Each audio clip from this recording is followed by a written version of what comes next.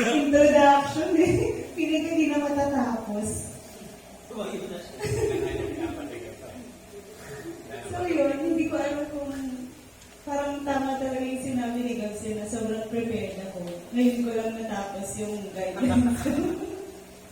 Ganun ako ka-prepared. Sinimulan ko kanina natapos ngayon. Kaya hindi ko alam kung may matututunan kayo. So yun. So kamusta? Kamusta yung school? Ay, hindi. Ano na, wala. Tired na.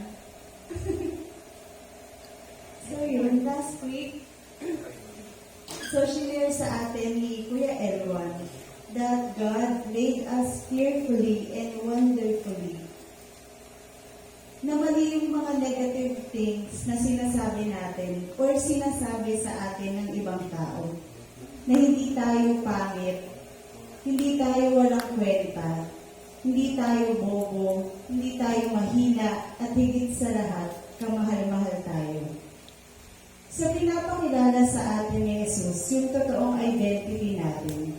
That our identity is love. That we are loved. Na kaya nating magmahal at karapat dapat din tayong magmahal. Ngayong pinaalala na sa atin kung sino ba talaga tayo, gusto ni Jesus na makalaya tayo sa mga false honor, pleasures, and riches na ino-offer sa atin ng mundong ito. So paano nga ba tayo tuluyang makakalaya sa mga kasinungalingang sinasabi sa atin ng mundo? Of course, through Jesus. Through imitating how Jesus lived, specifically sa pamamagitan ng tatlong virtues ni Jesus, which is poverty, chastity, and obedience. On Jesus' poverty, Jesus lived a very simple life. So naging tao siya na katulad natin. As in katulad natin. May katawan, diba? May kamay at paa. Naging tao siya na tulad natin, yung tipong hindi mayaman. Pera kay Kylie, charot. Joke lang dito. So nagtatrabaho din siya bilang karpintero. Meron siyang work. So I assume na nung panahon na yun, hindi ganun ka laki yung kita sa pagkakarpintero. So, maliit lang yung kinikita niya. Siguro sakto lang para sa pagkain. May konting sumusobra, pero hindi ganun kalaki. So, hindi siya nakatira sa mansyon. So, wala siyang...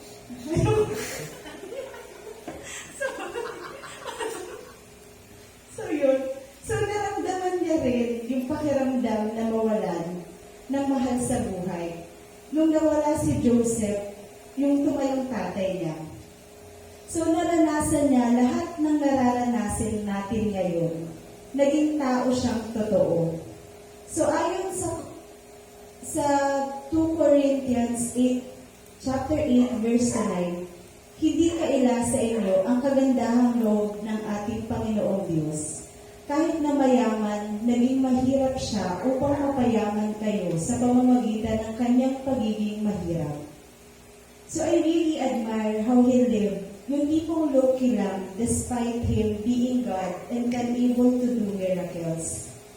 The thing that really touches me about Jesus' poverty was him being so humble.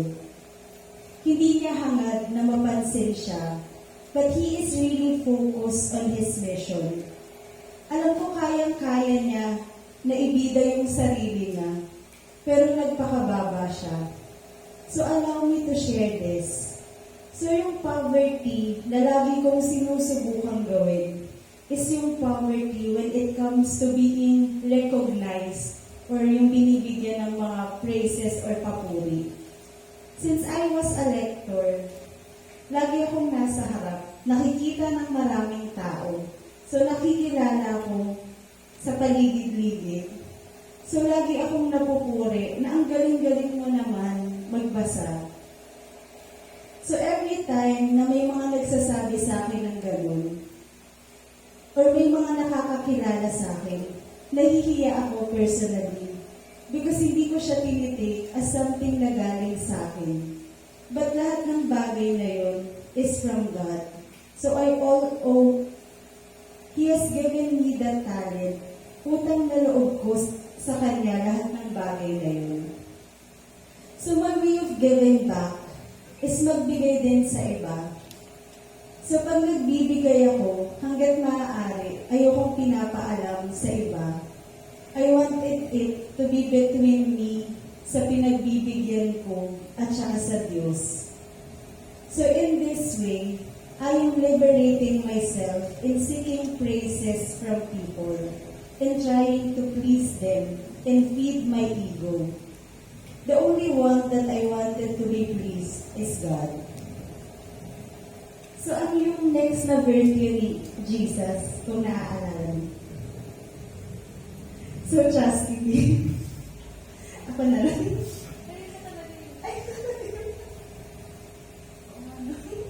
So, according to Matthew chapter 5, verse 8, happy are the pure in heart, they shall see God. So, si Jesus, his relationship to others is really pure. Lahat pinapakita niya is totoo at puro. His love for us is pure and not controlling. Let me just share you this. So I have very loving friends sa work na nagmamahal at nag-aalaga sa akin. So nasanay ako sa anino nila. I always depend on them sa lahat ng pagkakataon. Ultimo yung kakainin ko, itatanong ko ba sa kanila kung masarap ba yun. Yung mga ganong bagay. So lahat ng decision ko, naka-angkla sa kanila. Pag sinabi nila, tara, punta tayo sa ganon. Diba? Join lang ako, dun lang ako, sunod lang ako sa kanila. So lahat din ang sasabihin nila sa akin, pinahahalagahan ko yun. Na kapag may sinabi silang hindi maganda, nasasaktan ako. Yung ganon yung epekto nila sa akin. So, nabulag ako or sa pagmamahal nila, ay sa pagmamahal ko sa kanila, that I feel at times na nasasakal na ako. So, it becomes unhealthy. But through going back sa pagmamahal na meron si Jesus, pinaalala niya sa akin na true love is different from that. Love is something na nakakapagpalaya, hindi siya controlling. It will free us from all the darkness of our life. Ako, for me, I am freed from them. Pero despite that, mahal ko pa rin sila. And we're still friends, pero now siguro, I have boundaries between them. So love nga, according to 1 Corinthians chapter 13, 4-7, love is patient and kind. Love does not envy or boast. It is not arrogant or rude. It does not insist on its own way. It is not irritable or resentful.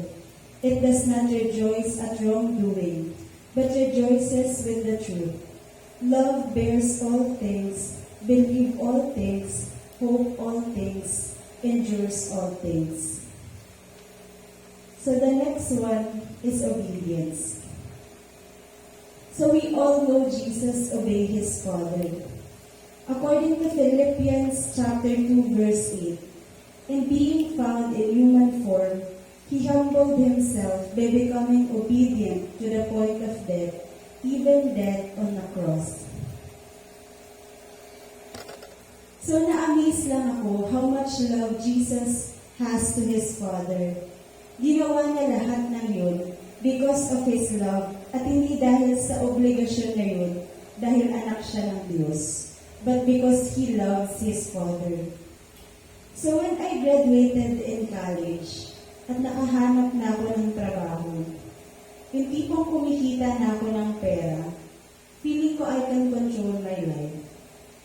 Feeling ko I don't need to pray kasi nakukuha ko naman lahat ng gusto ko diba? Bakit pa ako magdadasal? Kaya ko namang kunin yun kahit walang tulong ng Diyos.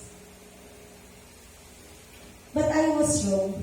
Iba pala yung emptiness kapag wala kang Diyos kaysa wala kang pera. Pag wala kang pera, gutom ka lang eh. Pero pag wala kang Diyos, parang there's something missing in your life.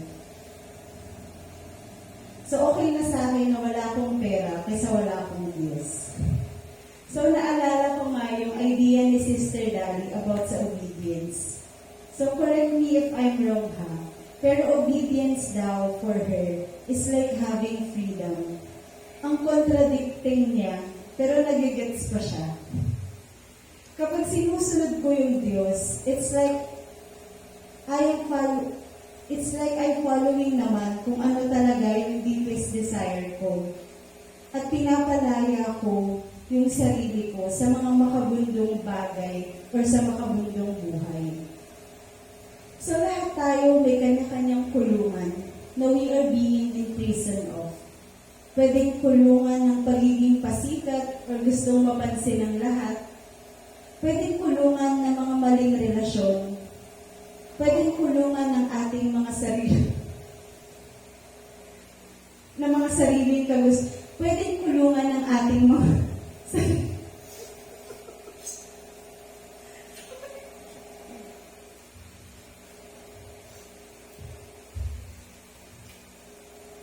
So, pwedeng kulungan ng ating mga sariling kagustuhan. At alam ko, marami pang mga nagkukulong sa atin. And you know what is that? So, kayo lang yung makakasagot nun. But you know what? Andyan lang naman yung susi para mabuksan yung kulungan. Actually, nasa harap lang natin siya. So, sino ba? Sino pa ba, di ba? Kundi si Jesus. So, according na sa John chapter 14, verse 6, I am the way, and the truth, and the life. No one comes to the Father except through me.